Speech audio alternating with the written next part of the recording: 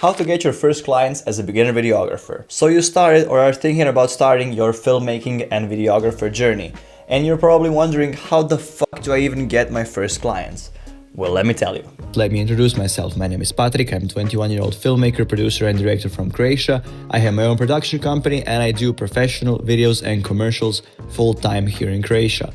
Last year I made my first professional short film called Circle of the Soul. It was applied to around 20-ish film festivals, and so far we got into the Amsterdam Film Festival, and it got me the Best Director nomination across all categories. Step 1 is make sure you have good enough gear. You may be practicing well on your phone, but if you want to be a serious videographer, make sure you at least have a camera that can shoot in 4K. Now, you don't need full frame sensors, you don't need open gate 6K, you don't need cinema cameras, you don't need super slow motion, none of the things like that. If you want to just start, just make sure you have a decent enough camera that you're gonna do some good work. That ideally has interchangeable lenses, but that's not also a necessity when you're first starting out. Second thing, don't do the beginner mistake of just buying the camera and be like, okay, I'm ready to work now. Spend some time with your camera, get to know your gear, get to know your equipment. If you have lights, if you have microphones, learn how everything works, because the worst thing you can do is show up on a shoot and not know how your own gear works, because there's gonna be nobody else there to help you, and there's probably not gonna be a lot of tolerance for, hold on, let me Google something. Number 3, be professional. And when I say be professional, I don't mean be an emotionless robot on the set. No. You can of course have fun and joke around with your client, but be professional. Come on time, have your gear prepared, clean memory cards, and be prepared to, start working almost straight as you arrive. I'm not saying that you're gonna have to start working the second you arrive, but be prepared for that type of scenario. And of course, be professional in any way that you can with, maybe helping out set up something, and don't adopt the mindset, oh, I'm just a videographer, that's not part of my job. If the client is maybe setting up a scene or something, which could you argue is a part of your job, but let's say it's not. Let's say the client said, oh, I want to do this on my own. Offer to help. Be professional and be as helpful as you can without being in the way. Another great tip would be to make a spec ad. Now, what exactly is a spec ad? That is when you go out on your own and you shoot something on your own. So you're probably wondering, why the fuck would I need a spec ad? When you'll be reaching out to potential clients, whether that will be via WhatsApp, Instagram, DMs, or email, anything, you don't want to look like an idiot who's gonna be like, hello, I'm a beginner videographer, I don't have any experience, trust me bro, I can do it, I have a camera. No. The best thing you can do is actually put the link to your spec ad and say, here, I don't have any experience, but I made spec ad with my own budget on my own time, so this is the type of video that I can provide for you. So when I first started, when I had absolutely zero professional experience besides what I filmed on my own and volunteering work, is I actually spent like $600 and went to bumfuck nowhere with my friend, and I made a spec ad for my car, which at that point was Audi A3. It was a super old car and still is a pretty old car. I think it's like 20 years old, but it looked fantastic from the outside and from the inside. And of course, not all of it looked fantastic from the inside, but I shot the things that looked really good and tried to avoid the things that look out of date and not that fantastic. And of course, we washed it before every shot to make it look super pretty and actually commercial like. And treat your spec ads super seriously, because that's going to be an example of the work you can provide to those clients. So we made spec ad for Audi, my car, and we made a spec ad for Sauvage perfume, because that's the perfume I actually bought recently. I thought it smelled great, there was a great sale, so I bought it, and I was using it for a while. So I was like, you know what, it's kind of a fancy schmancy perfume, I'm gonna make a spec ad for it. I'm not saying you have to make a spec ad for a car, or you don't have to make a spec ad for a super fancy schmancy perfume. You can make a spec ad for something that is literally everyday ordinary, like Coca-Cola or Hell Energy, something that I had with me and relatively near me, and I basically bought couple of Coke Zeros and I bought a couple of Hell Energies, and I just did everything I could to light it nicely and to film it nicely and to make the best work that I possibly could at the time to make that spec ad. And trust me, Audi and Sauvage spec ads, as well as the Hell Energy spec ad, are some of the spec ads that I'm still sending out when I'm reaching out to clients.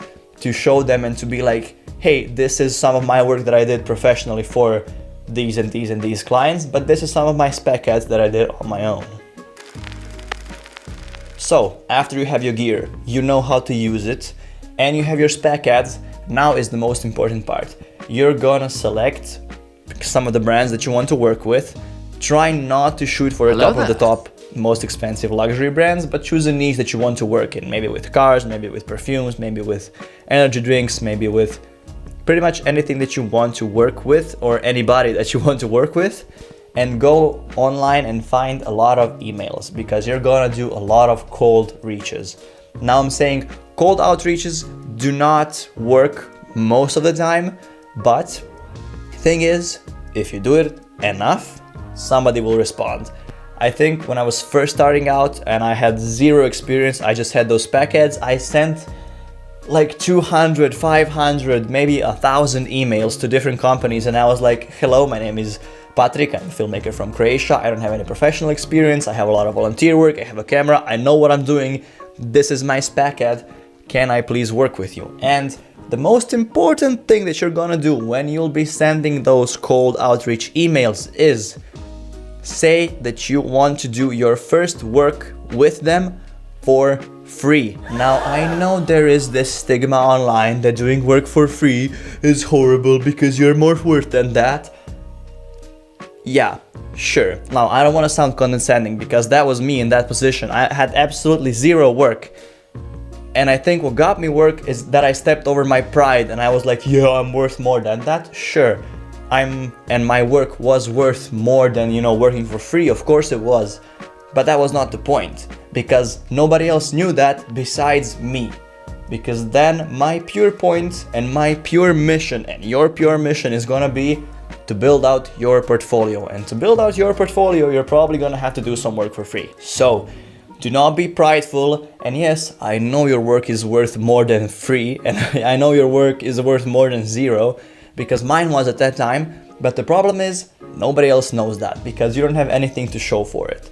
So you're probably gonna have to swallow your pride and write an email and say, I wanna do my first work for you for free because I have to build up my portfolio. And I think that's probably one of the most important things that you can do.